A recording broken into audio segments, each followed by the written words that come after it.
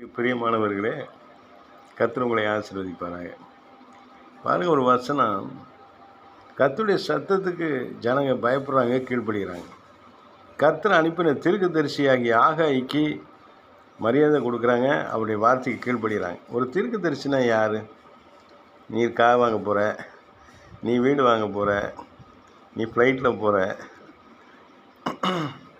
நீ பெரிய சொத்து வாங்க போகிற, நீ பெரிய ஆஃபீஸராக போகிற, இதான் இன்றைக்கி போயிட்டுருக்க தீர்க்கதரிசனம். இது அல்ல. அந்த காலத்தில் பார்த்தா பாவங்கள், குற்றங்கள், குறைகள் இவைகளை கண்டித்து உணர்த்தக்கூடிய வார்த்தைகளாக தீர்க்கதரிசனம் இருந்துச்சு. ஆனால் நான் ஒரு காரியத்தை திங்க் பண்ணுறேன், தீர்க்கதரிசினா யார், இன்றைக்கி சொல்ல வேண்டிய தீர்க்கதரிசனம் என்ன அப்படின்னு பார்த்து உட்காந்து பல நாட்கள் பல வருஷங்கள் ஜெபம் பண்ணும்பொழுது சில காரியங்கள் கர்த்தர் சொல்கிறத நான் சொல்ல கடமைப்பட்டிருக்கேன். பாவத்தை சொல்கிறது மட்டுமில்லை, அந்த பாவத்திலேருந்து விடுபடுறதுக்கான வழியும் சொல்கிறவங்க தான் தீர்க்கதரிசியாக இருக்க முடியும். அவங்க தான் ஒரு நல்ல ஆவிக்குரிய தகப்பனாக இருக்க முடியும். ஒருத்தருடைய ரகசியங்களை வெளிப்படுத்துறதுனால ஒன்றும் நம்ம பெரிய ஆள் கிடையாது. ஆனால் அவனுடைய பாவங்கள், அவன் அதுலேருந்து கட்டில் இருக்கிறான், அந்த பிரச்சனையில் மனிதன் இருக்கிறான், சிக்கலில் இருக்கிறான். அதுலேருந்து அவனை விடுவிக்கிறதுக்கு அவனுக்காக உபாசித்து ஜெபித்து அவனோட கையை பிடிச்சி அந்த பாவி அதுலேருந்து வெளியில் கொண்டு வர்றது இயேசு கிறிஸ்து உண்மையான ஒரு ஊழியம். இப்படி எங்கேயாவது தீர்க்கதரிசி இன்றைக்கி இருந்தால் சொல்லுங்கள், அவங்க தான் தீர்க்கதரிசி. ஒரு தகப்பனுடைய இருதயம் அப்படி இருக்கும், ஆவிக்குரிய தகப்பனுடைய இருதயம் அப்படி இருக்கணும்.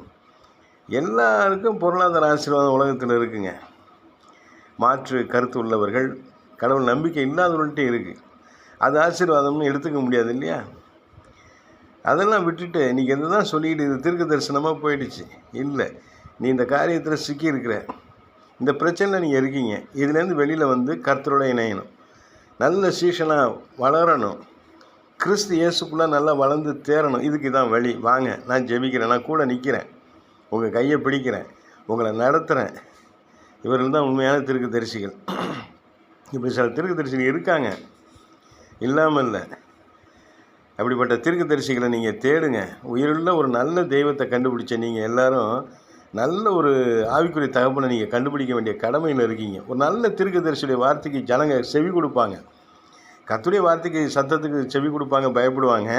ஆனால் உண்மையான ஒரு கர்த்தருடைய தீர்க்கதரிசி, கர்த்தருடைய மனுஷன், ஆவிக்குரிய தகப்பனுக்கு நிச்சயமாக ஜனங்க செவி கொடுத்து தான் ஆகணும். ஏன்னா அவர்கள் தேவனால் அபிஷேகம் பண்ணப்பட்ட அந்த தேவனுடைய மனிதர்கள் வாயிலிருந்து வருகிற வார்த்தைகள் தேவனுடைய அபிஷேகத்தின் வார்த்தைகள்.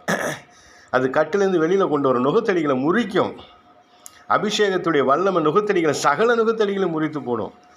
ஆகவே ஒரு நல்ல தீர்க்கதரிசியை கண்டுபிடிக்க வேண்டியது நம்ம எல்லாருடைய கடமை. ஜெபிப்போமா?